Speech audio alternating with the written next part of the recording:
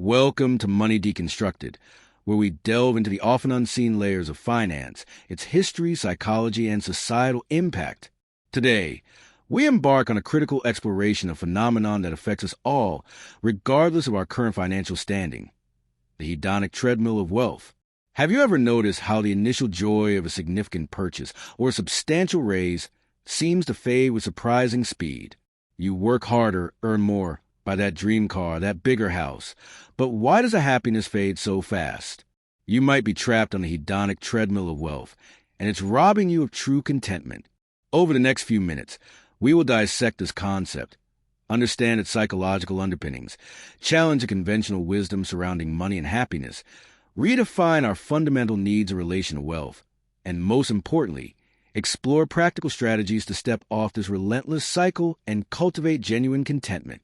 The concept of the hedonic treadmill, sometimes referred to as hedonic adaptation, finds its roots in psychological observations about our inherent tendency to revert to a relatively stable baseline level of happiness.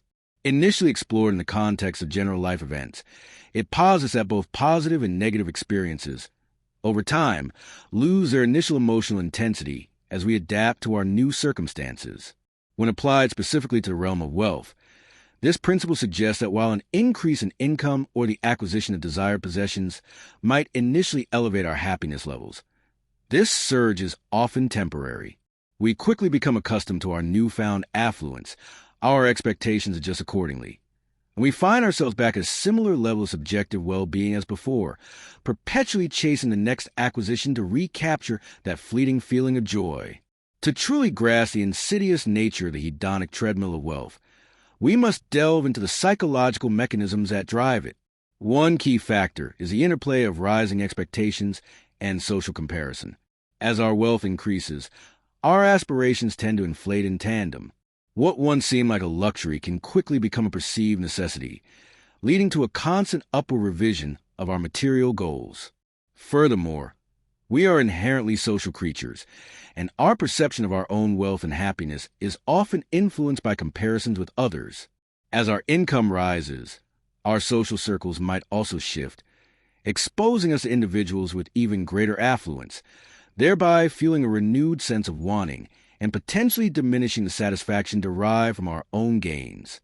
Another crucial psychological principle at play is the concept of diminishing marginal utility, which, while originating in economics, has profound implications for our understanding of happiness.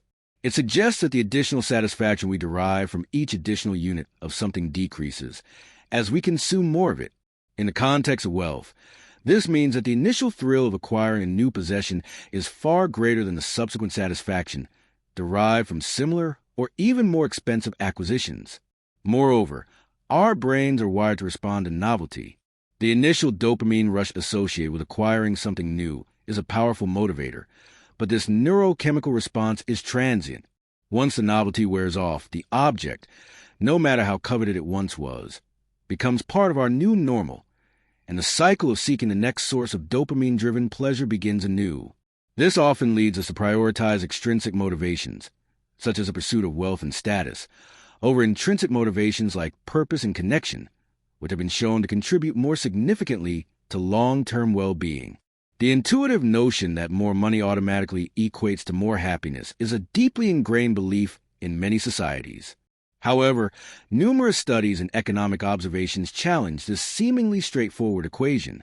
The Easterlin paradox, for instance, highlights that while within a given country, wealthier individuals tend to report slightly higher levels of happiness, there is little to no correlation between a country's overall wealth and the average happiness of its citizens once a certain level of basic economic development is reached. This suggests that beyond a threshold where fundamental needs are met, further economic growth does not necessarily translate to greater collective well-being.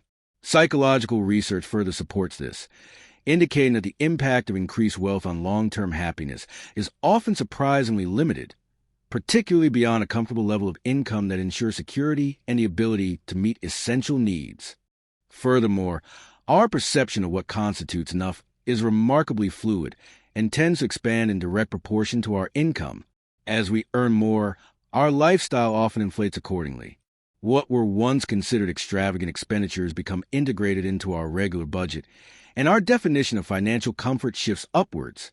This phenomenon contributes significantly to the hedonic treadmill effect, as we are constantly chasing a moving target of financial satisfaction.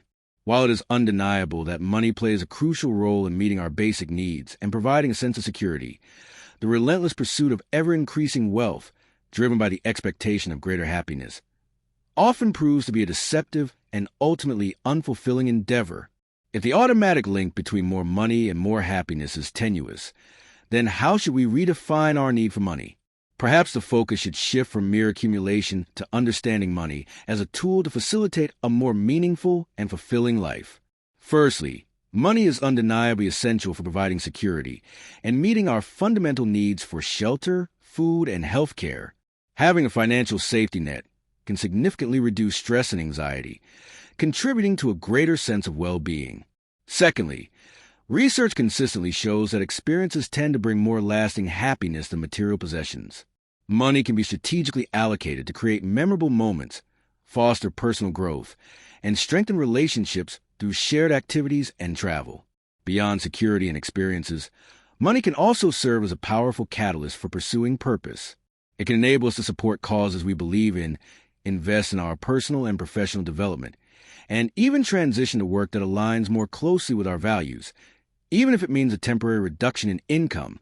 Moreover, the concept of financial independence should be redefined not solely as the accumulation of vast wealth, but rather as gaining greater control over our time and choices.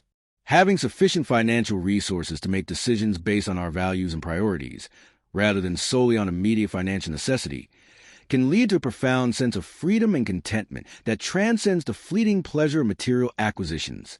Stepping off the hedonic treadmill of wealth requires a conscious and deliberate shift in perspective and behavior. One powerful practice is cultivating gratitude.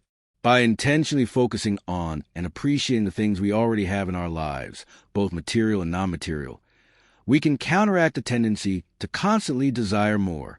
Regularly acknowledging the positive aspects of our current situation can shift our focus from what we lack to the abundance that already exists, fostering a greater sense of satisfaction and contentment.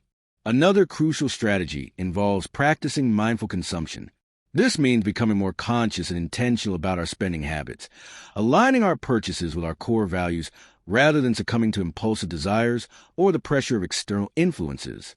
By questioning our motivations behind each purchase and prioritizing experiences and items that genuinely enhance our lives, rather than simply providing a temporary boost of pleasure or status, we can break free from the cycle of endless acquisition. Furthermore, actively investing in experiences and nurturing meaningful relationships has been shown to yield far greater and more lasting happiness than accumulating material possessions.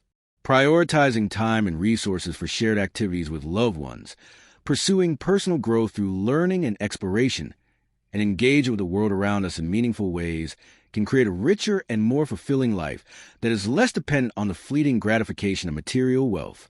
Ultimately, finding purpose beyond the accumulation of material wealth is paramount to escaping the hedonic treadmill. Engaging in activities that provide a sense of meaning, contribution, and connection to something larger than oneself can provide a deep and enduring source of satisfaction.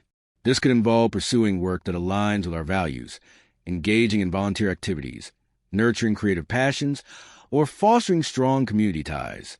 By shifting our focus from external validation through material possessions to internal fulfillment through purpose-driven activities, we can cultivate a more resilient and sustainable form of happiness. Finally, practicing present moment awareness can help us appreciate the richness of our current experience, rather than constantly striving for a future state of happiness that is contingent on acquiring more. By cultivating mindfulness and learning to savor the small joys of everyday life, we can find contentment in the present, breaking free from the relentless cycle of wanting and acquiring that defines the hedonic treadmill. In conclusion, the hedonic treadmill of wealth is a powerful psychological phenomenon that highlights the often illusory nature of chasing happiness through material accumulation. While money is undoubtedly important for meeting our basic needs and providing security, the relentless pursuit of ever-increasing wealth often leads to a cycle of adaptation and dissatisfaction. By understanding the psychological mechanisms at play, challenging the myth that more money automatically equals more happiness, and redefining our need for money in terms of security, experiences, and purpose, we can begin to break free from this cycle. The key lies in cultivating gratitude, practicing mindful consumption, investing in experiences and relationships, finding purpose beyond material wealth, and embracing the present moment.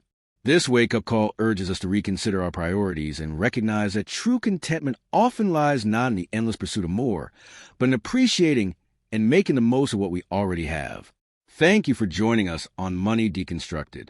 If you found this exploration insightful, please consider subscribing for more in-depth analyses of the complex world of money and its profound impact on our lives.